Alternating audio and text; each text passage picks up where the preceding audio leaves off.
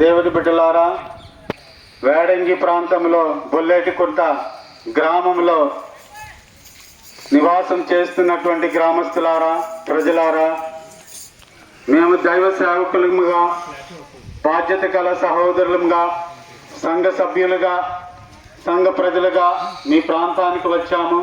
మీ గృహముల దగ్గరికి మేము ఇచ్చేస్తున్నాం. ప్రియ దేవుని బిడ్డలారా, మేము నమ్ముకున్నటువంటి మా దేవుడైనటువంటి యేసు ప్రభువుని మీకు పరిచయం చేయడానికి వచ్చాం. ప్రియ దేవుని బిడ్డలారా, ప్రభు అయిన యేసు క్రీస్తులో ఉన్నటువంటి లక్షణాలు ఏంటి అని మీరు అడగొచ్చు.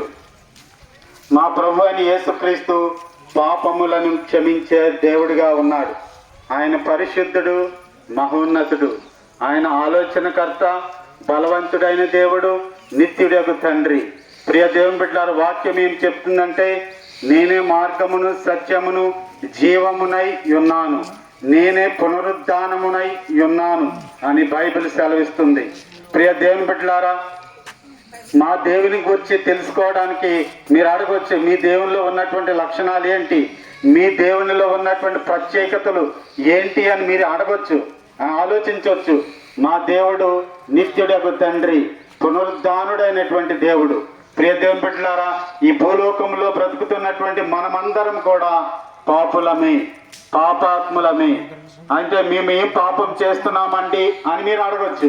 ప్రియ దేవుని బిడ్డలారా, ఈ భూలోకంలో పాపము లేకుండా ఏ నరుడు లేడు.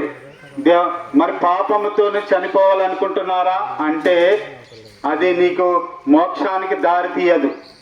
అయితే పరలోకానికి లేకపోతే మోక్షానికి వెళ్ళాలంటే ఏం చేయాలి అని మీరు అనుకుంటే గనక మా ప్రభు అయిన యేసు క్రీస్తుని ఆశ్రయించవలసిన అవసరం ఉంది. ప్రియ దేవుని బిడ్డలారా, ఎందుకు మీ ప్రభువుని మేము వెంటాడాలి అని అనుకుంటే కనుక మా ప్రభు అయిన యేసు క్రీస్తు పరిశుద్ధుడు, ఆయనే తండ్రి యొద్దకు చేర్చేవాడు.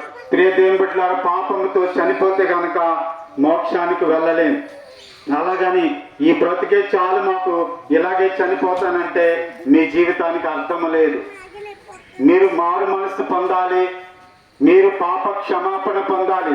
ఒకవేళ మీరు ఏ విశ్వాసంలో ఉన్నారైతే మాకు తెలియదు. ప్రియ దేవుని బిడ్డలారా, మీరు నమ్ముకున్నటువంటి దేవుడిని మీరు సరిగా తెలుసుకున్నారో లేదో మాకైతే తెలియదు, కానీ మీరు జాగ్రత్తగా గమనించి పరిశీలించి పరిశోధించాలి. మీ జీవితం ఎలా ఉంది, మీ జీవితము, మీరు జీవించే జీవితము మోక్షానికి దారి తీస్తుందా లేదా అనేది మీరు గ్రహించవలసినటువంటి అవసరం ఉంది. ప్రియ దేవుని బిడ్డలారా, పాపముతో చనిపోతే కనుక మనం నరకానికి వెళ్ళాలి తప్ప మోక్షానికి చేరలేం. అయితే ఈ పాపపు బ్రతుకుతో మీరు ఎల్లకాలం జీవించాలంటే జీవితం కాదు. ఏ క్షణము జీవితము ముగిసిపోతుందో మాకైతే తెలియదు. ప్రియ దేవుని బిడ్డలారా, మా దేవుని గురించి, మేము నమ్ముకున్నటువంటి దేవుని గురించి మాకు గొప్ప నిరీక్షణ ఉంది. అదేంటంటే మేమందరం కూడా పరిశుద్ధులుగా జీవించి పాపము లేని వారుగా ఉన్నట్లయితే మేము మోక్షానికి వెళ్ళే నిరీక్షణ మాకున్నది. ప్రియ దేవుని బిడ్డలారా, నేను ఒక ప్రశ్న వేస్తా, మీకు ఆ నిరీక్షణ ఉందా అనేది మీరు గ్రహించుకోవాలి. మీరు ఏ నిరీక్షణ లేకుండా చనిపోతే అది నరకానికే దారి తీస్తుంది తప్ప మోక్షానికి మాత్రం దారి తీయదు. మేమేం పాపం చేయట్లేదు కదండి, మేము ఎవరిని చెప్పట్లేదు, మేమేం దొంగతనం చేయట్లేదు, మా ఇంట్లోనే మేమే ఉంటున్నాం కదా అని మీరు అనుకోవచ్చు. కానీ ప్రతి దినము మీరు చూసే చూపుల్లోనూ, మీరు ఆలోచించే ఆలోచనలోనూ మీ మనస్సు ఎలా ఉందో మీరు ఒక్కసారి గ్రహించుకోండి.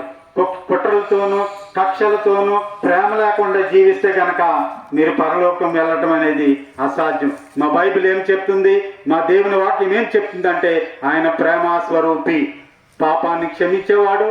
మీరు మీ పాపములను ఒప్పుకొని ప్రభు దగ్గరికి వస్తే ఆయన క్షమించేవాడు. ప్రియ దేవుని బిడ్డలారా, హృదయ శుద్ధి గలవారు ధన్యులు, వారు దేవుణ్ణి చూచారు. మీ హృదయం శుద్ధిగా ఉందో లేదో ఒకసారి పరిశీలించుకోండి,